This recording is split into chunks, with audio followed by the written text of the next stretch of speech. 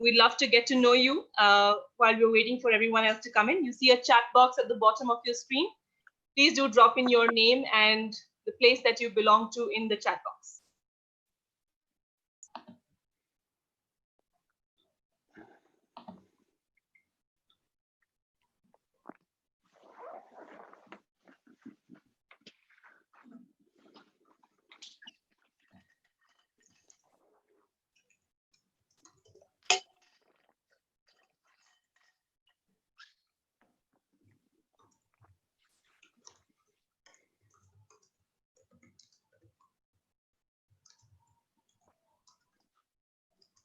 All right, I think we have a lot of people in. So an official welcome. Good evening, good afternoon, morning to everyone who has joined us here for this session. And thank you for being a part of the Gen Z Solvers Interactive by Worldview Education. We'll be beginning in a minute. Before we start, you can use the question and answers box at the bottom of your panel I'm sorry, I believe the chat has been disabled is what we're saying. Aparna, can we have the chat enabled for the participants? The question and answer box is where you can drop in your questions for our panelists. That's where you can ask them whatever comes to your mind, and we'll be sure to get to as many of those questions as possible at the end of the session, once we have heard what our panelists have to say. Right, and with that in mind, thank you all for coming here today. We at Worldview are excited to have you all here for the season 2 of the Gen Z Solvers Interactive, or as we call it, GSI. The GSI by Worldview is in its second session today, and it is a digital learning experience for Gen Z across the world to work towards real-world problem solving while developing their adaptive capacity and 21st century skills such as creativity, critical thinking, and leadership, to name a few. Welcome once again to today's session called Green There, Done That with the Green School Bali. Green School Bali follows an education model for sustainability through community-integrated entrepreneurial learning in a wall-less, natural environment. Their holistic and student-guided approach inspires and empowers students to become change makers. Green School was awarded the Greenest School Award on Earth by the Center for Green Schools at the US Building Council. An integral part of the school is the Innovation Hub, which is a green, rapid prototyping facility that fosters entrepreneurial problem solving, where students' ideas are incubated, tested, and brought to life under the guidance of the community, visiting entrepreneurs, local artisans, and teachers. And with that, it is my pleasure to introduce with you our panel today from the Green School Bali, Baxter Smith, activator of the Innovation Hub, currently working as a system and support specialist at USolar Inc., Dita Angrani, the current manager of the Innovation Hub, and Harry Roston, alumnus of Green School Bali and a Gen Z himself. So with that, I'm going to ask to start off with Baxter Smith introducing himself, followed by Dita and Harry talking about their journey at Green School and what it is that they do at the school. So over to you, Baxter. Great, thank you. And thank you, Worldview, for this. This is great, very excited to be here and join this conversation, this global conversation, very much so. So my name is Baxter. I'm from New York originally. I went to UC Berkeley and did a Master's of Architecture there. I then went to Indonesia, I thought for a vacation, and ended up being there for 3.5 years, starting the Innovation Hub with the Green School. And when I got there, as some of you probably know, the Green School is recognized, I think, around the world as a leader in education. I just got wrapped right up in it. And Dita was there and Harry was there. And we worked together for those 3.5 years and did some amazing projects that we'll get into today. But I'm really happy to be here and to share my experience and my background. Dita? First of all, thank you so much for the opportunity. I'm really excited to join the GSI sessions and have you guys here today. So actually, I started at Green School Bali like almost with the same time with Baxter and Harry, like 3.5 years ago. I was still a student. I studied engineering physics in Java. and I did my final thesis there for my bachelor degree. And after I graduated, I worked for Green School for a couple of different departments, and now I'm working with the Innovation Hub. Last year, I joined the Innovation Hub with Baxter. So really excited to share all of this journey with you all guys tonight. Thank you so much. Hari? Hi, I'm Harry. I'm 18 and I've been at Green School for 4 years. I just graduated in July, so that was exciting. Before that, I lived in Hong Kong for 12 years, but I'm originally British. Just like to say thank you for letting us on here. It's going to be really exciting to talk about the things that we've done. And it's been a real experience working with both Dita and Baxter these past years. So I'll be happy to talk about it. Wonderful. Thank you so much. It is our pleasure to have you here, and thank you for taking the time to talk with us. I know that Baxter, for you, it is particularly early morning.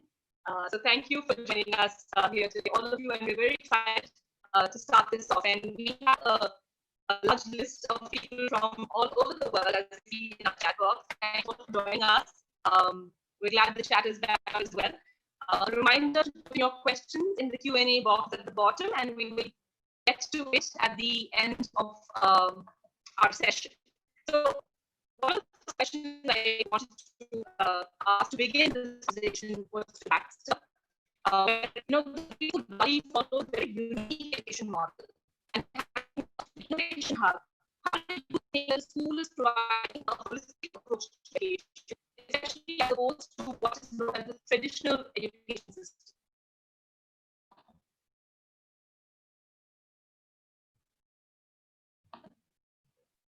Okay, thank you. I was getting a little bit of feedback from when you were speaking, so. Yeah, I'm sorry. Is it clear now? Okay. Yes, yeah, now it's clear. Right. So I'll just ask my question again because I believe it was breaking up. Sorry. Sure. I was saying that the Green School Bali follows a very unique education model. And as a part of the innovation hub of the school, how do you think that the school is providing a holistic approach to education, especially as opposed to what is known as the traditional education system of the world? Okay, great. Yeah, thank you. So Innovation Hub, I think a way to start off with is you can think of it as a maker space, kind of a space to come in and just see what's going on, smell what's going on, hear what's going on, and really just kind of get a broad scope of what's possible to be able to make with your hands and with digital tools. And so Dita's sharing this picture right now. This is us in the space, and this is in the wood shop area, and we're making something. I can't remember exactly what we were doing. This is a group of middle school students, so we're just introducing them to some tools, most likely, or helping them with their project. And actually, this idea of kind of like the holistic approach, which I'll get into, it's not a new idea. It's actually more than 100 years old, and I would say probably even 1,000-year-old maybe. We're talking about Steiner schools and Montessori schools that have really put the student first and respected the student as an individual and kind of allowed them to follow an education path that speaks to them. And these schools, Steiner and Montessori schools, they're around the world, very popular, and they're kind of, some of them are only for younger students, but that's kind of like where you want to capture the creativity and the spirit and the learning spirit of a student at those ages, where they can, it's endless what you can do and what they have an idea to do before they start really focusing on something. It's really important at that age to just be exposed to all these different tools and techniques and ideas. And I always used to say, like, I love when students come into this space because I just get to blow their minds with some tool or technique that we've maybe just learned about, or Dita coming from her science and engineering background, and I'm coming from an architecture background. We just throw these things together with a few of the other staff members, and we just kind of sometimes just see what happens, and it's always really exciting. And one of the key aspects of having that work was our willingness to fail at any given time. And Harry, as a student, can definitely speak to this. We had a lot of times where we just didn't know if it was going to work, but we had to go to the next step. And that next step sometimes it was the straw that breaks the camel's back, and the whole thing falls apart, and we're all just sitting there with pieces all over the floor and kind of like, oh no, what do we do? And then at that moment, you go backwards one step and you say, okay, let's do this instead of what ended up failing. And if it is successful, you keep going. So it's kind of like this repetitive loop. We can call it a repetitive feedback loop, iterative design, some of these buzzwords in education design world. Those things can drive your passion and your project forward. And it's kind of like that, like, you're always kind of hungry and looking for, okay, what's the next step? What's going to happen next? What can I do to change it or add to it? Or, I want to now direct the story to this thing or that thing. It's a curiosity, and we want students to have that curiosity. And sometimes they come in without, they come from traditional schooling and they're not always allowed to have that. And it's kind of like, it's not like bad, but it's more like they're waiting for direction. And I think that's a really scary place to be for a student, especially at a young age, when they're kind of like expecting someone to give them every step of the way, because that's not, we know that's not what life is like. And when do you develop that skill? Some people, sometimes they live their whole life, they're, always looking for, okay, what's the answer to this question? Instead of actively participating in the answer and being like, I wonder if this works, or I wonder what that is, or I hear these people talking about this thing, I wonder if it'll work in this situation. So it's really just creating a platform for students to be curious, like very curious, very hands-on. Yeah, this picture that Deeta's showing is a good example. They can wrap their minds around something. And so this one we've done before, we've done two of these. One of these is solar powered robot, and the other one's a battery powered robot. And it's they're pretty well known, I think, in the science, technology, engineering, arts, and math area, which is STEAM, and that's how we kind of see ourselves, STEAM center. So the student has maybe 10, 15 different pieces, and they have the freedom to put them together in any order they want, and turn it on, and it starts to work, and it shakes, and it's exciting for the student because they've built something that works in probably 20 minutes. And what they can do from that is go in any direction. They can make it any creature they want. They can add to it. They can add pieces. They can take pieces away. They can take the battery out, which we saw a lot happen, and do something else with the battery and the motor, because it's just a tool. Everything becomes a tool at that point. And so I think that's the gist of the answer. Basically, we try to incorporate things. I would say they're not new, again, just because they're coming from, apprenticeships, and we're talking about, if you want to go back as far as ancient Greek, there's different philosophers that always said, there's a connection between the hand and the mind. So if you're interested in that, there's a lot of history on it. I would say we're not that new, but we've definitely promoted it and have seen it succeed. And we've also incorporated things like mindfulness and meditation. And Harry, as a student, can also talk about that, which just, I can't stress that enough, especially right now with everything that's going on. Your mental health should be your top priority, and incorporating that into your school, wherever you are, you have to do it, whether you're doing it on your own or your students helping you understand what your practice can be. I would recommend you to look into that. Right.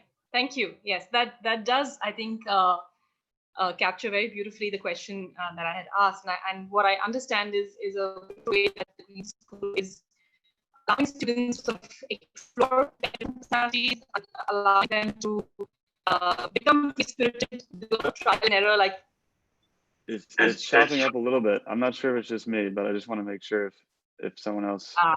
Okay. Is it okay? Is this better? Okay. Sorry. I was saying that I think it captured really the sense that I was also asking in terms of how you have been able to allow students to be free-spirited, allow them to do a lot of trial and errors, and get them to really explore the entire holistic well-being, as you would say, of what student life should be, and allow them to sort of develop various directions that they can probably thinking of, thinking outside the box. So that's absolutely beautiful. And that's what leads me to my next question to Dita, is that one of the major focus areas of the Innovation Hub is entrepreneurial problem solving. So the benefit of the audience, if you tell us what exactly is this entrepreneurial problem solving, and what is the importance of developing a skill like this in today's world? Okay, thank you so much for the time and the questions. So, like what Dexter said before, at Green School, every student and each individual is embraced to develop their own passion. And that's another thing. Another thing that we always believe is entrepreneurial problem solving, because in the real life we oftentimes find a gap between what exists and what could exist, and that's where the entrepreneurial problem solving comes and really important, because it brings the process of closing the gap with innovation and also creative solutions. With entrepreneurial problem solving, we're providing answers for problem within the society. So at Green School Bali, we see this not as subject, but entrepreneurial problem solving is way of being and doing, and part of educating the change makers and educating for a sustainable world by developing the skills, habits, and attitudes for the students. So I want to share a picture of some projects that we develop and the students develop at the Green School Bali. Mm, because at Green School Bali, like we always embed the entrepreneurial problem solving. We always ask the students like how to make this thing financially sustainable, how to make this thing impactful and can stay longer. And without entrepreneurial, without financial sustainability, a solution of a problem cannot last longer, right? So in many aspects of the curriculums we always embed this. Okay, so this is an example of a project that was conducted by a graduate. I think it was Harry Senior, and she created a beauty product out of natural ingredients, and she created her own packaging from bamboo, and she did a laser cut, and it's everything was done in the innovation hub, right? So she created this process, she prototyped her products, and after that she sell the products to Green School shop, to the Green School community, and this become her final project to be graduated from Green School. But it turns out I'm actually really proud of her. It turns out when she come back to her country now, she actually still doing this, and she keeps this as a business. And this is just one example of projects and businesses that were initiated by the Green School students, and they turned it into successful business and financially sustainable business. So entrepreneurial problem solving is embedded in our learning programs. And we even, at the Innovation Hub, we have a sub-department called the Project Center, where we provide funding, grant and loan for the students. So if a student wants to make a business and wants to kick off a project, they can take a loan or even a grant to kick off or to develop their projects more. So this is just an example of how we embrace the entrepreneurial problem solving. And it's so funny to see at Green School how the smaller kids, like for example, earlier kids, they sell something that they create. Like they created book out of their drawings. They make chocolate together in class and sell it in our farmer market. And it's really amazing also to see because it is started since a very young age. So they used to that. They used to think about how I can create a solution, but how I can create revenue so I can keep this solution as a long-term problem solver. Um, what else about entrepreneurial problem solving?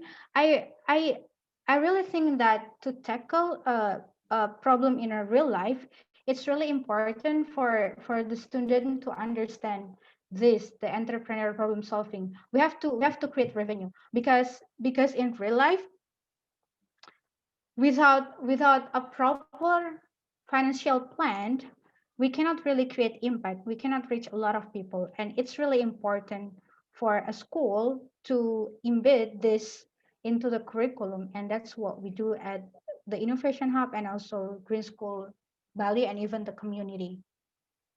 I think that's, and we can see there are so many initiatives and projects or businesses that are led by the students and graduate students from Green School Bali. I think Harry can share some also after that, because he joined a business, right? You joined the Bye Plastic Bag. That's one of our initiative, the Green School Bali initiative, that turns into business. Right. Great. I think our audience enjoyed seeing a lot of the projects that you showed on the screen, and especially a lot of the students. So we'll get to Harry in a bit. But something I want to ask Baxter and Harry both is that at Worldview, we have always believed that schools can play a very integral role in creating positive social impact. And the need of the hour to reimagine schools as primary engines of positive change. In this context, how does your experience at the Green School align with the idea of schools impacting their students and thereby the communities? Prakriti, could you please repeat the question for everybody? I think there's a technical issue. Right. I apologize. I think I'm having a bit of a network issue here. Can you hear me now? Yes. Aparna, would you like to take that question ahead?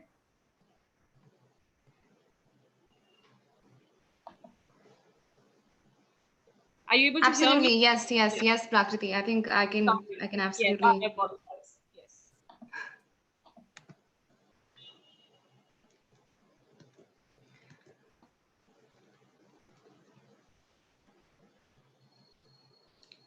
Hello, good evening all. I'm Aparna. Just to make up for the technical glitch here. So the question basically to Baxter, we at Worldview have always believed that schools can play a very integral role in creating, positive social impact, and that the need of the hour is really to reimagine schools as primary engines of positive change. So, in this context, how does your experience at Green School Bali align with this idea of schools impacting their students and thereby their communities? And it would be great if, Baxter and Harry, both of you could give us your inputs on this.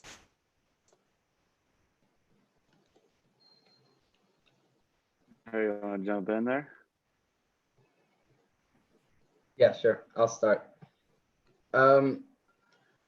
So for me, I think a lot of what Green School does is more teaching students how to learn or how to adapt to the situations that they're in, so that then they can take those skills that they've learned or life lessons and then use it in the real world. So for example, Green School encourages a lot of public speaking, encourages a lot of classes on finance, things you wouldn't normally see in a typical high school, things like cryptocurrency or taxes, something like that, that is very beneficial for someone who's just come out of high school to then use in their real life. But there's also things like when students graduate, they have those skills for life combined with a love for nature. And from that school experience, that then there's a higher chance that they are more likely to start something or have a positive impact on the world, environmentally and societally. So another thing that contributes to this is the teachers and the staff and the community. A lot of the teachers at Green School have either a very specialized thing, like their focus, or they have something that is very broad that can be used in a variety of different aspects. A lot of the teachers combine these two together. So you might find that a science teacher is able to take an art class and mix the two so that you get a class that has aspects of art and aspects of science. And that's something that is very positive at Green School. It allows students to mix the two without having to separate them. And that also means that no student in high school, middle school, or primary ever has the same learning experience. Every student has a completely different experience from Green School, because every 6 weeks, there's a switch in classes. It's called the block system. So instead of choosing your GCSEs, for example, and doing something for 1 or 2 years, you switch it every 6 weeks. You have the option to continue doing that, or you can switch it up, whether you prefer to or not. And this means that students are intertwining, or they're connecting with students that they wouldn't normally connect with students of different ages, and teachers that they wouldn't normally interact with as well. And there are things that are rooted at the core of Green School's learning methods and teaching methods, like the I respect values, which is something that is carried across in every class. Every student has them memorized just because we do a lot of mindfulness and reflection. And so after every class and every block, we would reflect on the things that we've learned, the greatest learning moments, some of the challenges that we faced, and we run through the I respect values, which are integrity, responsibility, empathy, sustainability, peace, equity, community, and trust. That would have been a little embarrassing if I didn't remember that, but yeah. Oh, also the community. Green School, at least in my experience, has one of the greatest communities on campus, because a lot of the times parents are coming in to help with a class, or they're coming in to work with the iHub on something that maybe the students haven't seen before, or one of the parents is very skilled in, and they're able to teach something or help a teacher assist with the class. And it's always great to have that experience of a different face and a different aspect of learning. So that's great. Baxter, would you like to continue from there? Yeah, I'll just add a few points. That was great. Thanks for that. Like, that's exactly the backbone of the school. Just to reiterate what Harry was saying, the Green School skills and values, as well as like the community that's always around us, really helps to just create what is at the Green School. But like I said before, it can also happen in other schools. So adding to that, we also have this thing where we think global and we act global, which sounds kind of backwards, but it's what we've seen work well, in the sense that we're a diverse community, like Harry's saying. It's a wide range of countries. I mean, I think it's like more than 150 different countries show up at Green School in a given year. And from that, we have this whole huge global community to work with. And then we just kind of like pick an idea, and it's not usually something random. It's usually, we're driven by water or, the environment or something. We'll focus on something, and we'll just kind of like, the whole school is like an engine. It'll just turn on, and all of a sudden we'll have, there's something called an oga oga, which in Bali is actually kind of like a spirit. And every year the spirits are made out of these like puppets, like large puppets, and they're very interesting. And if you ever go to Bali or look at Bali culture, it's a big part of it. And so what we had each year we kind of used that as a theme, like what can we do? And last year, I think it was last year, we did ocean, and everyone was making a sea creature, but all plastic or recycled plastic or some kind of material that probably was going to go to the landfill. And what we did is we pulled it out of the landfill before it could get there, made it into like beautiful art to tell a story, and then paraded this around the neighborhood. And so in that sense, we've come from this global background. We arrived in a place physical, but again, like I really want to stress also that this space could also be digital, and I'll get into that. But we've come together, we've chosen to come together. We had an idea that we already wanted to make a change in our lives and in others. And what we've done is we've recognized the importance of, let's just say, not using plastic to drink out of. So that's why this is the reusable water bottle. This will last if I don't lose it, which I've already lost one, but if I don't lose it, it'll last my whole lifetime and beyond, hopefully. And that's maybe an upfront cost, but in the end, like a huge benefit to everyone, because I always know that I have water. I know where it is. I know where I can get it. And then at the end of the day, I'm not throwing anything away. And so we would use these. Oga Oga is one example. There's these big creatures, huge creatures, and they're made from plastic bottles. I think we made an octopus, and it had tentacles. The tentacles were made of plastic bottles put together, and that imagery has a huge impact on every age group, not just the students, but also, as Harry's mentioned, the community, which is very much involved in what we do. Parents who come, they're their own experts, they're their own teachers, and they teach the community just as much as the teachers do, which is amazing. And even the students teach as much of the community as anybody else, because the students also bring up an idea that you've never even thought of, or no one ever have any heard of, and put it front and center.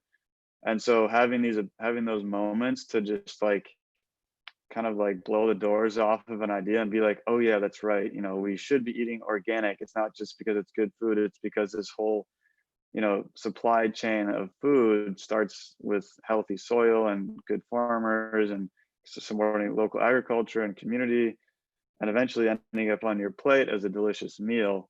We just kind of like emphasize that as much as we can, and as that global community meets for the year meeting that it's in before it breaks up again and goes home or whatever, that has a global impact. So there's all those sayings of like think local, act global, which also works, which also is important. But because of the nature of our community, we are already global when we step in the door.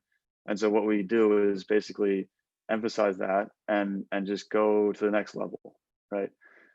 So I think that's why Green School has an impact as it has had, but I don't limit it to one place physically. I think especially right now, we're doing the same exact thing we did at Green School. We just aren't, I would love to meet all of you one day, but we are, worlds apart from each other, but we're having the same conversations we would have had at Green School. So I just really want to make that clear that we're online, which is, kind of, I would say maybe a normal now, but we can also be on Instagram Live, we can be on Snapchat, we can do all these different platforms that are getting at the same thing. It's really like the Green School with its Green School skills and the sustainability compass, it's giving you kind of like a philosophical background, a lens, if you will, to look at the world in, and how you approach, even how what transportation mode you take. You may have only been exposed to walking or a car, and so you only have two choices. But actually, if you talk to a group of people, you have bicycles, you have electric bicycles, you have electric cars now. So really, if you're curious, I would encourage you to gravitate around a group of people like Worldview that's hosting this forum, which is great. Keep a tab on what they're doing and the conversations they're having, and be interested and ready to engage in whatever is going on. And the discussions, I think I've picked some really easy ones, like food and water. Those are pretty easy to talk about. At least like we can all agree on what's going on there. But there's also a lot of hard questions that we don't need to get into now. But just like in America, there's a lot of upheaval going on, which is great. It's painful, but it's really important to go through this process, because otherwise you delay that, and it's inevitable to happen. So being curious, but also at the same time, like ready to engage in things that you may not know a lot about, or you may already have strong opinions about, and just be ready to have those opinions checked by someone else or something else. So I think that's yeah. Yeah, thank you so much, Baxter and Harry, for sharing very interesting perspectives. For me personally, Oga Oga is definitely the word of the day. So thank you again for sharing these really nice perspectives, both from as a graduate of the school, and of course as the activator of the Innovation Hub at the school. So we've been working with Gen Z for the past 10 years, and we've increasingly noticed that Gen Z is very concerned and very passionate about the cause of climate change and its impact on the present and the future. So Green School Bali is a school that has always put the environment and sustainability at the forefront of their education. So if you all could actually, highlight for us how you have inculcated this environmental responsibility in your students, and why it is so important for the student community to actually be involved in this cause. Yeah. So there are so many initiatives at Green School nowadays that students are able to take part in. on a daily basis. There may be a class run by either the biobus or bioplastics bags, which I'll talk a little bit about in a second. But both of those started with student initiative. Isabel and Malati started bioplastics bags when they were quite young, and it became their own passion project, reducing the amount of plastic on the island of Bali. And it allowed other students to get involved, share the message, and spread that awareness. And I feel it's very beneficial for other students who are either new to green school or haven't been involved as much as they would like to be able to get into things like that, something that they might be passionate about that they haven't had the confidence to start by themselves or the resources. But that's what's great about green school, because it allows students easy access to those kind of things. It allows them to get involved with something that you wouldn't normally be able to, but is also very easy to start up by yourself. So something that's quite small, but can get a lot bigger with the help of a community. So that's bioplastic bags. And then there's also things like the biobus, which is a fleet of buses that Green School uses to pick up students and drop them off back at home before and after school, that runs on biodiesel. The biodiesel is created in the Innovation Hub by students and teachers and parents, made out of recycled cooking oil, used cooking oil that is collected by the students, and the grease police is what it's called. It's part of a class, or a Jalan Jalan. Okay, Jalan Jalan is a Wednesday program where for 4 hours during the day, students and teachers would go out and do something collectively. It might be something physical exercise like surfing, or it could be being part of the grease police, or something that Dita, Baxter, and I have been part of is renewable energy classes, something that we'd work in the sun for 4 hours, construction projects, that kind of thing. So the grease police would collect used cooking oil, it would sit in the iHub, and then it would be turned into multiple byproducts, soap, as well as other things, but the main product would be used as fuel for the buses. So it's this whole cycle that is then reciprocated at the school. And it's really nice to see, because there are so many different levels where students, teachers, parents, they can all get involved on different levels. So it's really nice to see that.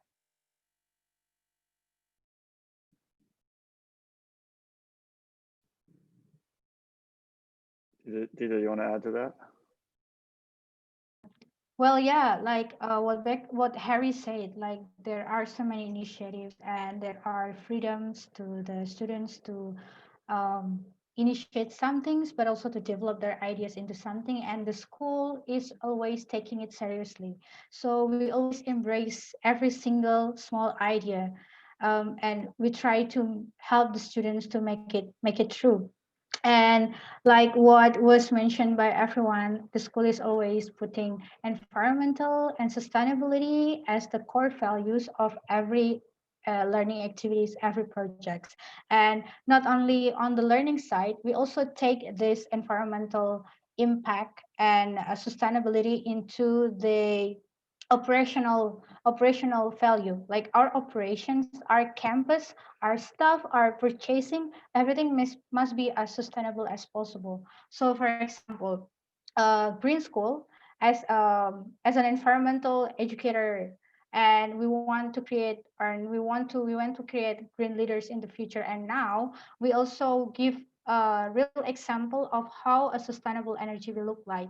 And it's really interesting for me because I saw this at the first time I came to green school 3.5 years ago, a school with a renewable energy power plant. We didn't have a lot back then, but we had solar system. Actually, like this one, we had this like couple years ago, like 8 years till 10 years ago. But we developed this along with the students. So I witnessed so many students were involved on the development of green energy, from the solar panels to micro hydro, and so on, biogas and etc. We have hundreds of solar panels. We have a micro hydro power plant that works 24 hours a day. It's really interesting. And every single operational project, we always involve students on the design, on the decision making, on choosing the purchasing, on tendering, and the projects itself. So the students involvement on creating environmental impact like this, I do not see this a lot in other schools. So it's really inspired me to see that. And just for your informations, with a project that was initiated by a student. Actually, it was initiated by Harry and friends. It's called the Operation Rain or Shine, where we develop solar energy and also hydro energy within the school. And now it successfully give Green School 90% to 100% energy demand from renewable energy. So we all are almost 100% renewable, and it's pretty cool. What else? Yeah. Oh, at Innovation Hub, we have recycling center called Kambali, where we collect all the trashes and we separate them, and we cooperate with local waste management company in Bali, and it works for the community and the surrounding people. I think Baxter, you could add more things. Yeah, sure. Well, yeah, I want to continue on the Kembali. So Kembali, there's a lot of Indonesian words that are just in what we've been saying, and Balinese like Oga Oga and Jalan Jalan that Harry said, and Kembali. So Kembali means to return in Indonesian, and it was our resource management center. So we had, we had, what are we, 500 students. I think we had like six or maybe 700-800 families, and so all those families are coming to the school with their household recyclables like cereal boxes and other thing. I mean, there was everything. I want to think of something that, well, there's plastic bottles, which we did recycle. There's also glass bottles, and Harry and his cohort did a great project recycling glass bottles into light fixtures, which is really cool. But the Kambali became like kind of like the first point of any student's project. They would be like, well, even the shaking bug that we showed in the beginning, that was made with cardboard that came from Kambali. And every project had some part to do with all those recyclables that were there. So we kind of like created a free store for students to go in and just start pulling stuff out of. Parents would, they would leave behind maybe let's say a broken keyboard or something. And all of a sudden it becomes like someone's next like 5-hour project of them taking the keys out or rearranging them or taking the cables and doing something. It just allowed for so much creativity and like unknown to enter in right away, because you have like mountains of recyclable free stuff that you can do so much with. In the cereal boxes, we could laser cut those, we could cut them with scissors, you could rip them by hand, that you could draw on them. They just became such a great starting point for a lot of projects. And so I would encourage everyone to, first of all, be recycling to the best of their ability wherever they are, but also to be just conscious of what you're recycling and how you can, repurpose it in a way. Recycling is a huge topic and probably, too much to get into right now. But if you're at a school, encourage your school to create a recycling drop-off. It takes time and effort because it's now a new thing, and someone's gonna have to run it, because people are not always great at self-sorting. So we spend time, maintaining that area, but it became such a huge resource for us that we were happy to do that. So your school, or you can do a recycling center and be a part of that. I would just like to say that I wanted to say it before, but it's coming to my mind now. It's very important to position yourself now for where you want to be in 5 years. And 5 years seems like a very, maybe, like 5 years, wow, I can't really think about that timeline right now. So don't necessarily think about, what's going to happen in 5 years, but set yourself up to be in this place where you can make a decision for what you want to do in 5 years. And what I mean by that is surround yourself with the people.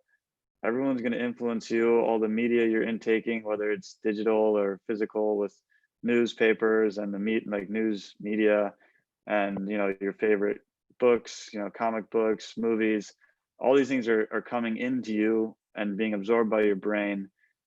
In 5 years, that will have an impact, and what it is, we don't know, because 5 years is 5 years away. But if you're interested in being a part of something you need to just get involved with it today. I mean, you should have, yesterday, hopefully you got involved with it, but you need to get involved with whatever that is and end up where you want to be in 5 years. It will happen, but you need to start and make those decisions today. And micro example is Dita and Harry and I spent the last, I think, Operation Rain or Shine was born 4 years ago, 3 years ago. When I joined the school, Dita, I think it was 4 years. Dita, Harry, and I, Harry started it with someone else who was also at the school, another student at the school. And I mean, Harry's got amazing stories. There's YouTube videos you can go watch about it. They went to Dubai, was it Dubai? To do the presentation and for that project. And that's launched him into this awesome trajectory where he's, he helped start 2 solar projects on campus and was involved with the hydro turbine. And Dita and I were also involved with that. And where I find myself now, 3 years later, is I'm working at a company that I'm very, very much personally aligned with, that's actively involved in solar power, but also storage of solar power, because that's been the hardest thing to do. And so we actively sell battery storage with solar power at your home.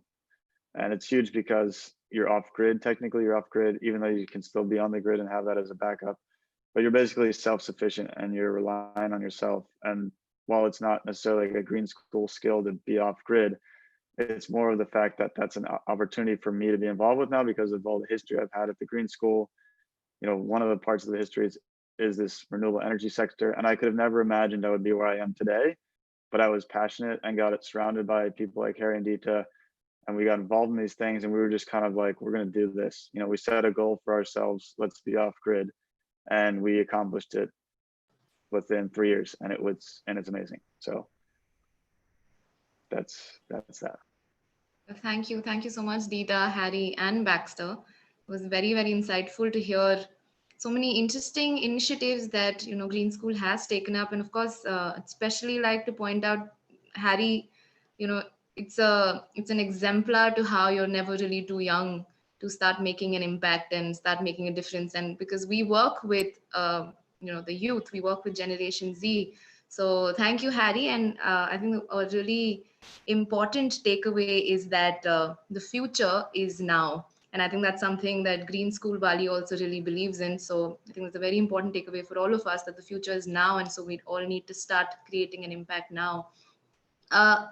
Before we move on to the Q&A round, Harry, this will be a question for you. So as a Gen Z yourself, you mentioned you're 18 years old. So your Generation Z, as a Gen Z yourself, what has your experience at the Innovation Hub been like? And how has this experience really impacted your outlook towards life and in general towards creating impact? So there are the little things with the iHub.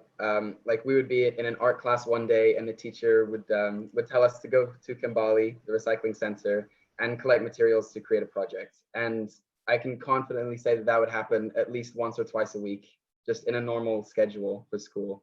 And it's always amazing to see because there's always new things popping up there. There's always a supply of cardboard and plastic that we can recycle and upcycle into new and interesting things. So that's the small scale of it. Also, whenever I'm in the iHub, there's usually so many things going on that when you look around, there's a robotics course going on, there's someone laser cutting something, there's someone working on a motorbike or a car, understanding how it works, someone working with glass, someone working with woods, students understanding and reverse engineering something. It's always amazing to just walk in there and see what's going on. But then on a larger scale, the Innovation Hub, it's named perfectly, honestly, because it's the center for, it's a mixing pot for creativity, really, because there's so many ideas that are generated there, and there's so many things that students come up with. And like Dita said before, they solve problems entrepreneurially, they start their own little businesses, and they adapt to the situation that they've been put in, either by man-made by a teacher to try and solve a problem that they're given in class, or it's their own personal project that they like to pursue. For me, that was renewable energy. I've been, as Baxter said, working with Dita and Baxter for 3-4 years now on Operation Rain or Shine. And it's been incredible because before I moved to green school, I had almost no idea what I wanted to do in the future with schooling and jobs and things like that. But after after being able to choose my own classes, I mean, to choose classes just the class that I would like to do, I was pushed naturally onto this path of construction and design and renewable energy. So by the fourth year of high school, grade 12 rolled around, I was so involved that I was able to step up to the level of co-teacher alongside Baxter and Dita. And we co-taught a class of high school students into about renewable energy. They were learning about solar panels and hydropower. And it's just so incredible to see, because that's what the Innovation Hub is all about, being able to teach students who can then teach other students and just create a positive butterfly effect that eventually will spread. And exactly like you said, the future is now. And if we are able to start generating this kind of positive change now, then it's going to have a much larger effect in the future. Thank you so much, Harry. It's really, again, like I mentioned before, it's really great to hear from you, being a Gen Z yourself, hearing about your experience and the impact you've created. Thank you, Dita and Baxter, as well, for all your insightful inputs. We're going to move on to the Q&A. We have quite a few interesting questions coming up from the audience, and I will pose the questions to you, and any of you can feel free to take it up. So the first question we have is that, this is, I think, a more factual question, which is, at what age is the Entrepreneur Application Program introduced to the child? I think it's very important to understand that at what age do you all feel is it even right to introduce them to that sort of a mindset?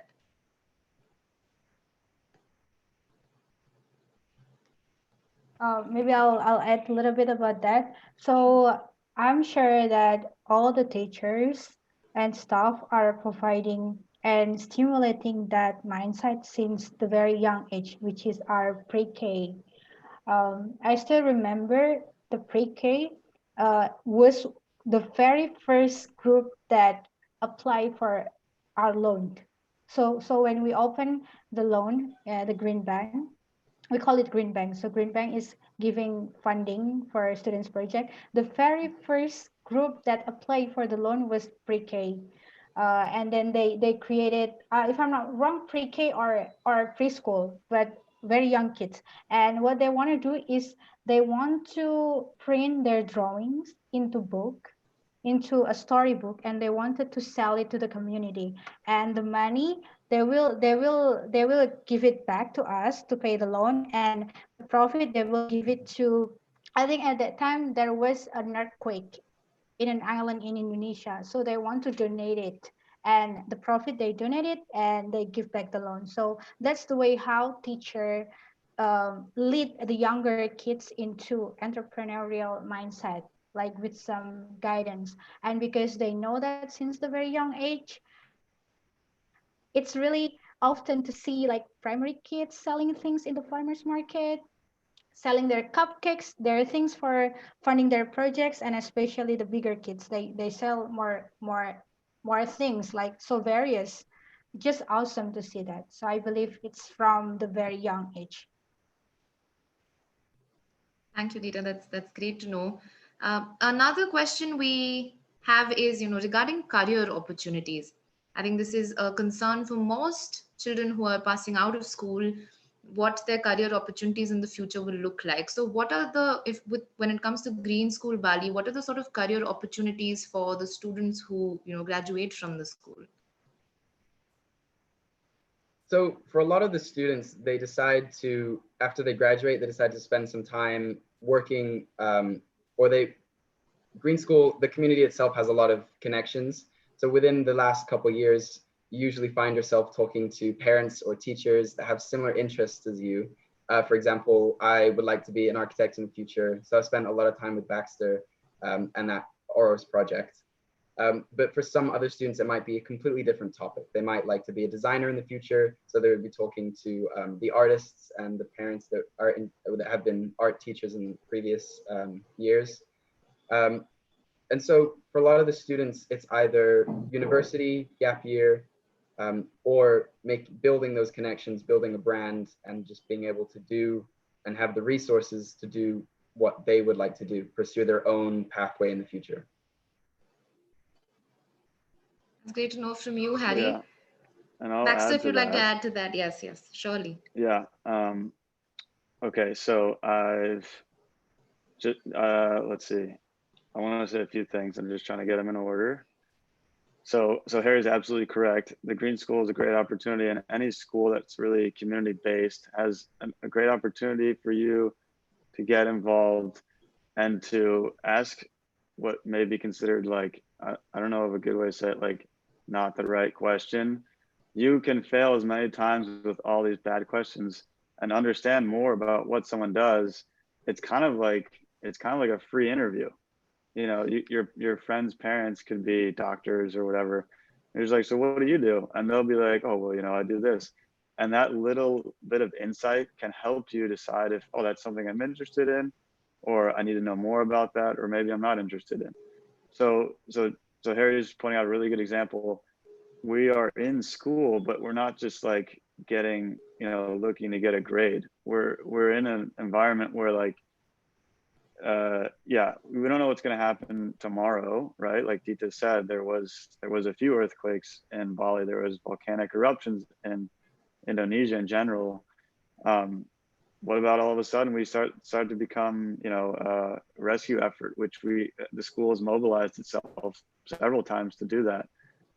You just never really know. So it takes you to be curious, right? Curious about what it is you're interested in, but not because you're gonna like wait around to like be like struck by the aha moment and be like, oh yeah, that's what I always want to do. You have to try and fail and try to understand what it is that really gets you going, what really drives you, and find a place to like take one more step in that direction.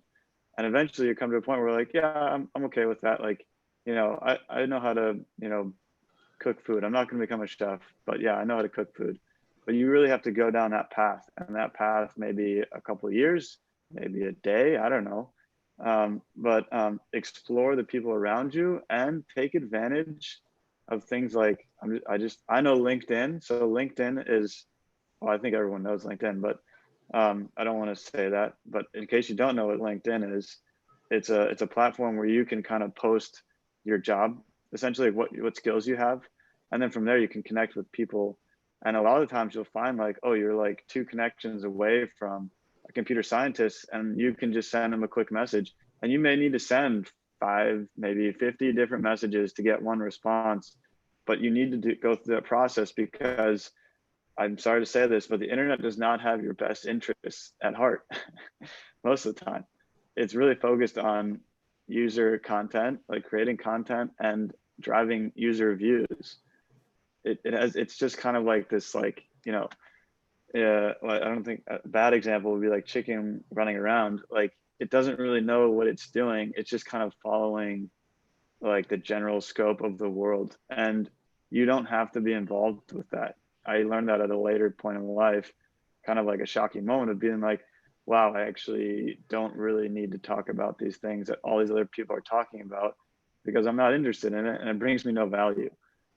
So really kind of like check yourself and really start to understand what is it that you like. And you may have to, unfortunately, turn away from things, you know, habits and people you know, kind of created a community with previously, and step in a different direction, which again is scary. And you will be scared, and it's alarming, and you may be looking like, what am I doing? But you nice people around you. And my internet just said it went to unstable, so if I cut out, just let me know. Find the people around you that can support you, because they're around and they're definitely your family. And then also start to get curious about what it is you're interested in. And I don't work at the Green School anymore, so they may not like this. Well, actually, that's not the Green School. That should be worried. It's a higher education. It's Baxter, your voice is breaking off a colleges and little. universities. Okay, am I, is it in and out, or should I stop talking? You're audible now. Okay. Yeah, just said internet unstable. I'm not sure what happened. Yeah, grow certifications. And Google has just changed the world subtly. They've said we will now accept a micro certification as opposed to a 4-year bachelor degree. 4 years bachelor degree has been the gold standard for everyone going to a job to say, look, I have a piece of paper, it has my name on it. And I've always kind of been like, wow, that's what it takes. But actually, that's not what it takes. And finally, we've found this realization that you can spend 6 months getting a micro certification for some specific thing. I can just say computer science or Microsoft Excel, very useful tools for any company, and you can walk away with a job. So don't get concerned with finding yourself in a 4-year degree where you have to come out of it with some, big topic and potentially be indebted, which is terrible and should never, it's crime against children and students to ever have that as a possibility for someone's future. So position yourself in a way that you will gain the exposure you need in high school by connecting yourself with your community, because you have friends and you have parents and they all do stuff, and you have the internet and you have LinkedIn, you have Instagram, and all these other things. Get curious about what you're interested in, get involved, and then look for things that can kind of like give you kind of like a certification of some kind with something. And Microsoft Excel has done this for a while. You can pay for a course to get certified in Microsoft Excel, and it's an incredibly useful tool. And same thing now with Google is now putting out these micro certifications. Figure out 1 or 2 of them and just do them and see if you like it. And yeah, don't get all wrapped up in trying to go to a school that has a big name and fancy things, because that's great. That is, those do serve a role. I think in the future, maybe it's going to be 50% less of how we view those. Not less, but like we'll probably focus 50% of our time less on those and more on these micro certifications. And Harry, if you want to say something about that, but that's just me personally seeing what's going on in the world. There's some really great podcasts out there that's your venue to talk about these things, but micro certifications are great. So look into that. Yeah, if I could add to that super quickly, I think that's great what Baxter just said. It's really nice that we can have these kind of conversations to begin with. But specifically in terms of career opportunities, students at the Green School, specifically in high school, they have a lot of opportunities flying their way to do a bunch of different things, and they have a lot of options to dabble in different aspects. For example, I was able to get involved with architecture and construction, but there's so many other classes that you're able to take part in.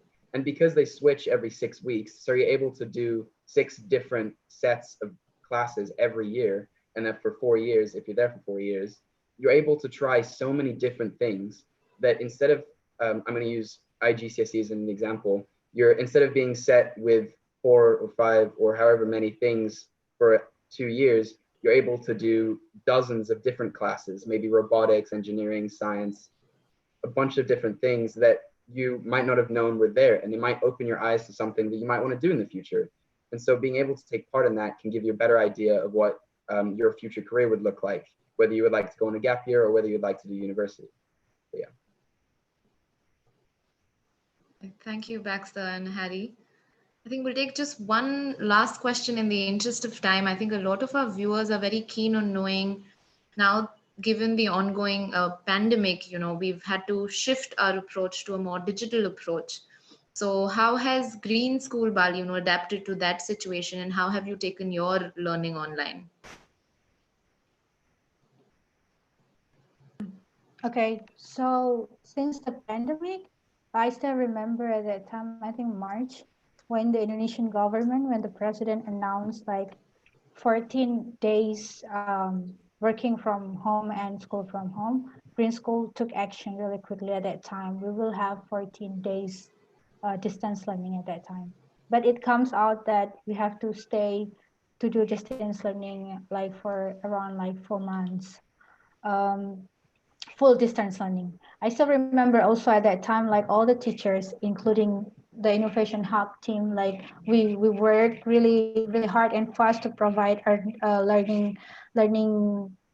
online learning materials, created video, change all the offline learning plan into something that people can do at home, how to keep the experiential learning at home. And I still remember that. For now, with the government current with the current government policy and then the condition in Indonesia, Green School is conducting blended learning where we do distance learning for a couple of days and very strict uh, uh, um, on-site learning for a couple of days. But we have to do it really carefully and in a very small group.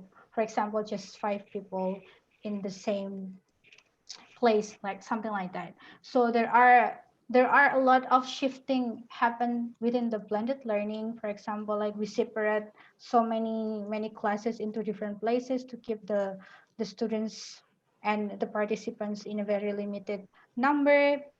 We cannot share anything, we cannot be less than 1.5 meters to each other. The teachers must be like one table away from the students, and no visitors can come in. Everything is really strict, following the health procedures. But we do the blended learning for now, so 3 days at the campus and 2 days distance learning. All right, I think that's good. that's May I just add one more thing to Oh yeah, that? Harry, go ahead. Yeah, of course. Thank you. Yeah, so Baxter, Deets, and I were actually teaching or co-teaching a class when we made the switch to online learning. And instead of being able to work with our hands at school and teach students about renewable and solar panels, we took more of an online approach, and students created hot air balloons in their backyard using recycled plastic bags. And they were able to learn about the power of the sun and the power of rivers and water in their own backyard, which was really nice because that's something that Green School, the teachers and community is able to do, is adapt. That's actually one of the Green School skills. So yeah, it is possible to have that Green School experience, hands-on learning at home with online learning. And just to add to that, so, you know, full disclosure, I don't work at the Green School anymore. It's an amazing place. I love it. I love being there, but I just want to be clear. So the Green School has done what Dita is saying. It's done the hybrid model, which is working out well for now. Hopefully we can go back to full in-class teaching soon. I would just like to make sure everyone's aware of the fact that during the age that you're in, and I'm referring to the generation that's going through high school and maybe younger right now. If you're in that age group, it's really important to have social interaction. And it's not just because you should be social, it's because stage in your life, you need that input from other people. And so take the time to become protected, like with a mask or whatever precaution you need to take, be safe, but do take the time to not be on the computer all day and not be focused on online learning all day. And don't wait for, even at the Green School, you know, without this distance learning, which we're doing now, we were still doing things online. There were still online resources. There's Khan Academy is a great one. There's so many resources online that you can tap into and treat it as a class. And it's the learning aspect. So don't get hung up on like, obviously you need to, you know, you get grades and pass so that you can, you know, get that achievement of a high school or whatever level you're in. But don't let that stop you from really understanding things, but also learning things. Because the school distance learning is not easy. Harry, Dita, and I had a heck of a time to teach 18, I think most of them were seniors in high school, you know, like, hey, you know, come online for an hour and we're going to talk about energy. And it was really hard. So give the this is normal. This is normal. Don't give an excuse of like, oh, you know, I'll just wait until it goes back to normal. Like what was normal. Just say today this is what it is. Baxter, I think your internet is. Go to school. I can maybe meet with, or maybe I'm like, yeah. That's it for me, Dan. Thank you so much, Dita, Baxter, and Harry. Thank you for everybody who's attended the session today. I'm personally going back with a lot of inspiration. So I really hope that's the same for all our audience. So thank you so much once again for joining us. For all our viewers, we have a bunch of interesting engagements lined up for you next weekend as well. Please, you can follow us on Worldview Education, our social media handles, to keep up to date with the live engagements planned. And we hope to see you in our upcoming engagements. Thank you once again, Deeta, Baxter, and Harry. It was a pleasure having you on board and having this conversation with you. Thank you so much. Very so Thank excited you. also. Yeah, thank you. Yeah. Have a great day, all of you. Thank you. Bye-bye. Yeah. Have a great day, everyone.